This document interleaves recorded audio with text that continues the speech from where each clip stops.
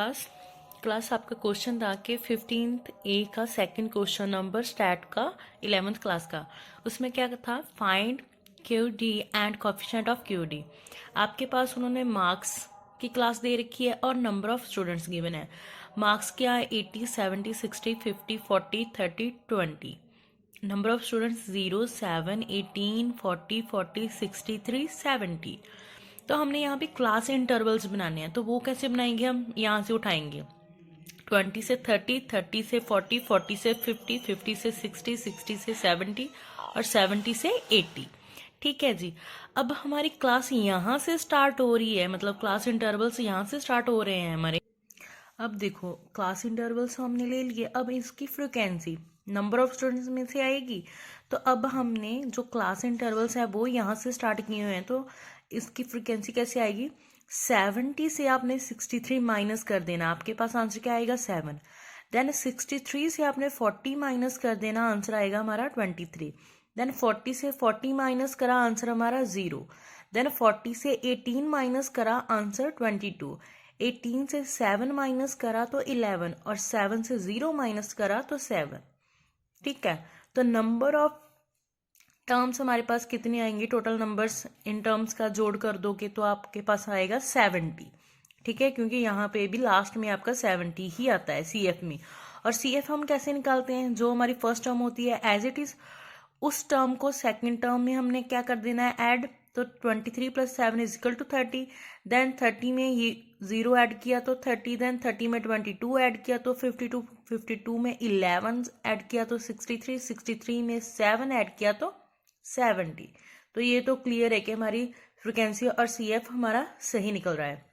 Then उसके बाद उन्होंने बोला है कि QD निकालना है। QD का मतलब होता है क्वार्टाइल डेविएशन। क्वार्ट का मतलब क्या होता है, फोर्थ पार्ट। ठीक है जी। देन इसकी डेविएशन भी निकालनी है, तो हमारे पास QD का फॉर्मूला होता है Q3 - Q1 / 2। ठीक है जी, ये फॉर्मूला होता है। अब इस फॉर्मूला को हमने ध्यान में रखना है, जब भी वो पूछेगा आपसे QD, तो जहाँ फिर उसका फॉर्मूला आपने ध्यान में रखना है कि Q3 - Q1 / 2। ठीक है, अब ये यहाँ तक तो हमने फाइंड कर ली टर्म्स तक। Q3 क्वार्टाइल की टर्म्स है, तो हमने यह क्या, n / 4, ये भी क्वार्ट का टाइम हो गया ना, फोर्थ पार्ट। तो 70 / 4 = 17.5। अब उसने बोला है कि Q3 और Q1, फॉर्मूले में Q3 और Q1 चाहिए, तो फर्स्टली हमने Q1 को सॉल्व आउट करना है, देन फिर हम Q3 को सॉल्व आउट करेंगे।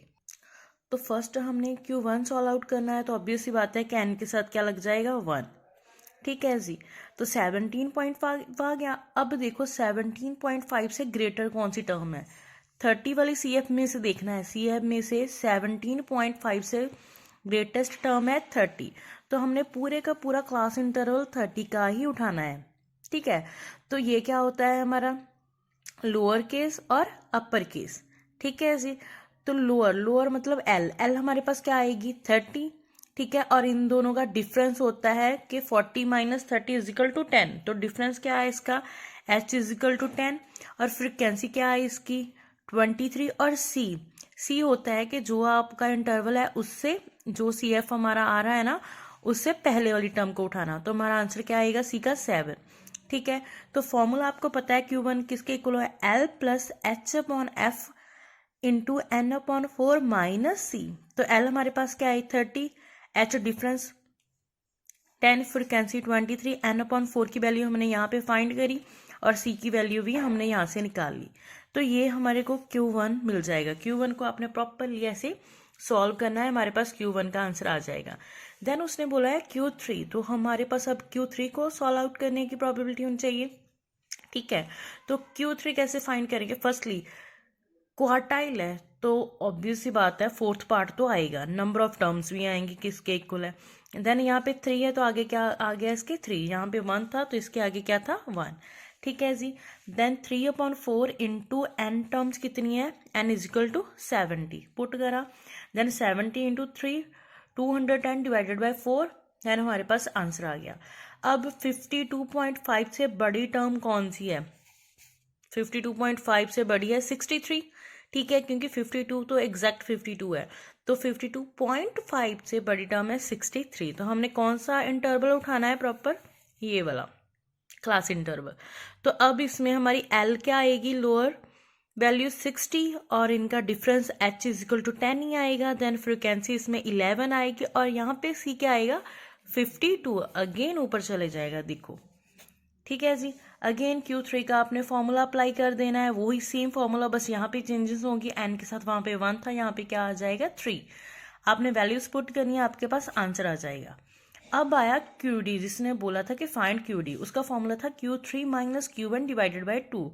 अब आपने Q1 की वैल्यू भी निकाल रखी है, ठीक है जी। देन आपने Q3 की भी वैल्यू निकाली, दोनों को पुट किया, माइनस किया, हमारे पास आंसर आ गया। अगेन उसने बोला है कॉफिशिएंट ऑफ QD भी फाइंड करना है, उसका फॉर्मूला होता है Q3 minus Q1 upon Q3 plus Q1। दोनों को ऊपर से माइनस और यहाँ से प्लस करा तो हमारे पास आंसर डिवाइड करके आ जाएगा 0.302, ठीक है जी। ये हमारा सेकंड क्वेश्चन है 15th A का, ठीक है। अब आपको ध्यान रखना है कि मतलब जो जो उसने चीज़ें बोली है ना, तो आपको ध्यान रखना है कि आपने क्लास इंटरवल कैसे बनाने हैं, ठीक है। देन फ्रिक्वेंसी कैसे लेनी है और उसका CF कैसे निकालना है, और आपको फॉर्मूलाज आने ही चाहिए, ठीक है जी। ये है आपका 15A का सेकंड टर्म। Thank you.